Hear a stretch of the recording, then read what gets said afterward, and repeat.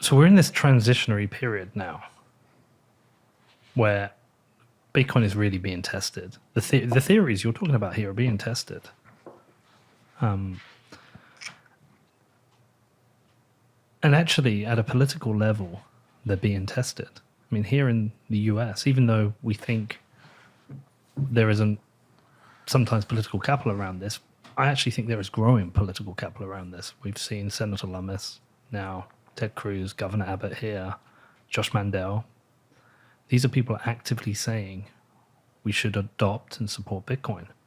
Josh Mandel specifically saying, if you believe in small government, you should believe in Bitcoin. If you believe in big government, you should be against Bitcoin. So that there's actual political capital pushing us towards these ideas. Yeah.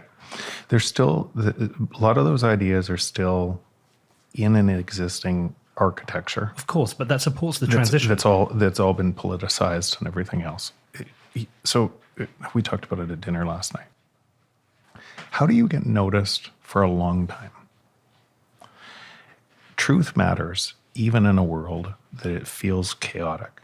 So today, truth is a kind of line that lives on.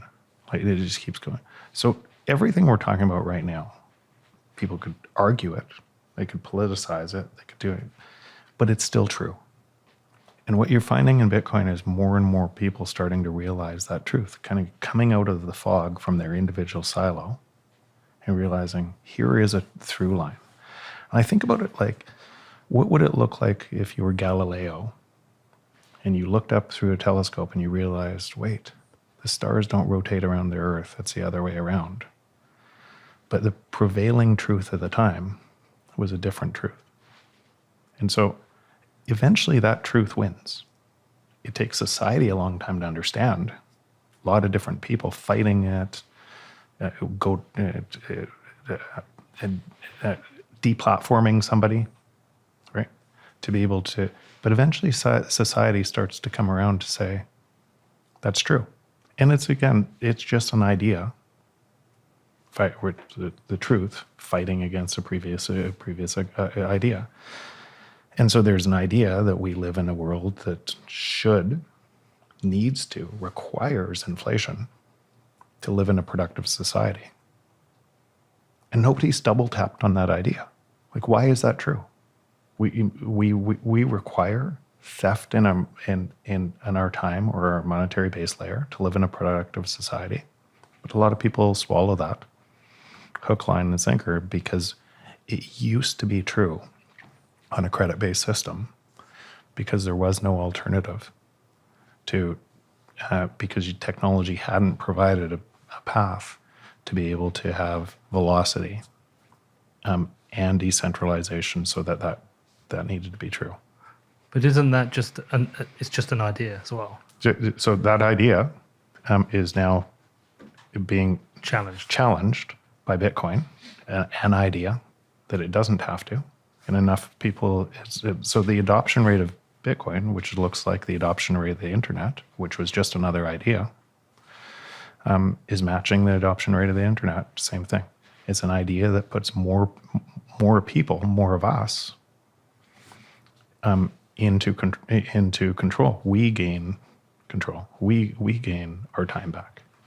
The wider externalities that come from this are mind-blowing. Mind-blowing. Because there's a show we're trying to work on at the moment is the things that have come out of Bitcoin that probably weren't part of even Satoshi's roadmap.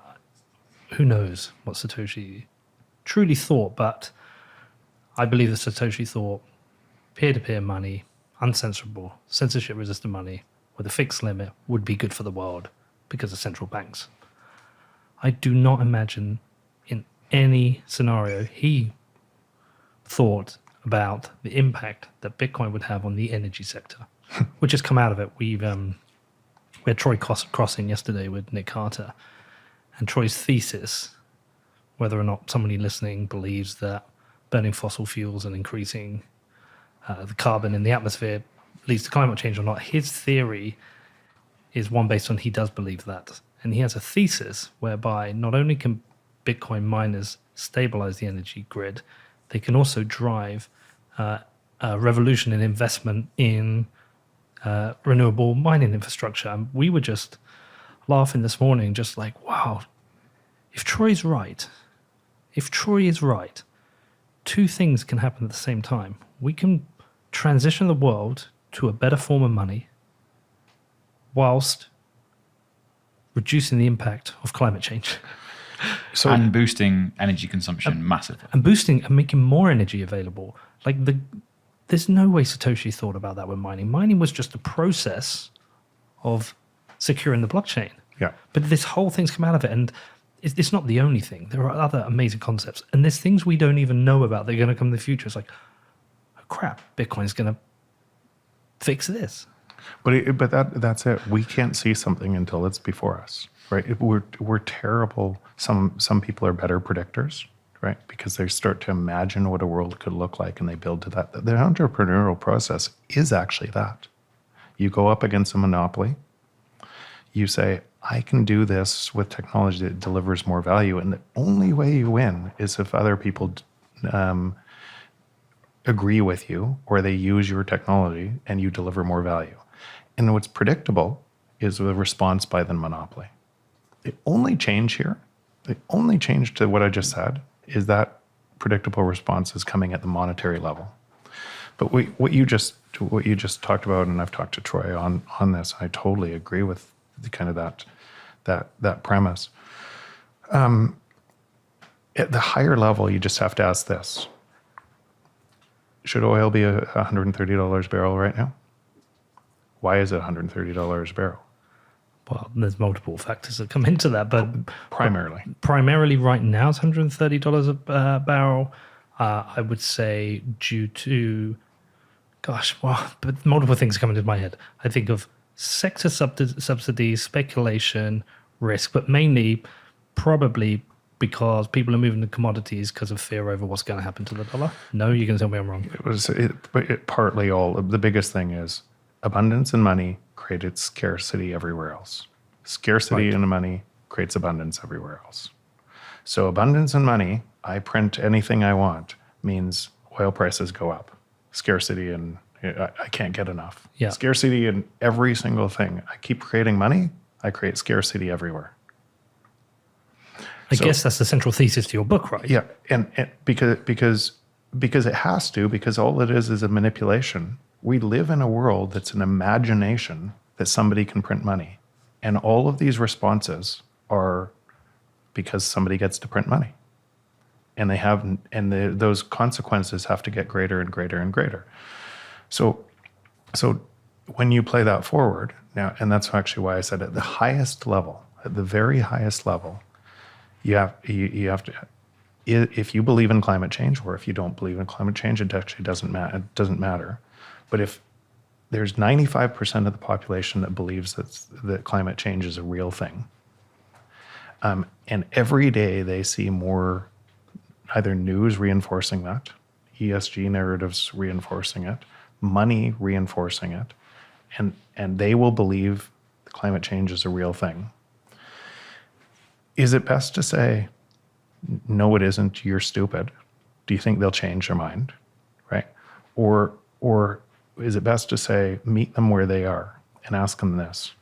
Is there any way to solve climate change through a system that must drive growth by printing money, not fake growth, forever?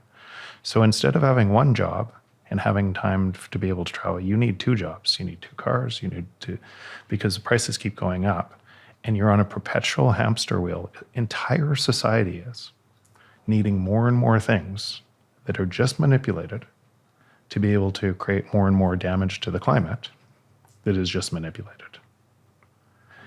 It's impossible to solve, if you believe in climate change, it's impossible to solve climate change from a system that is climate change.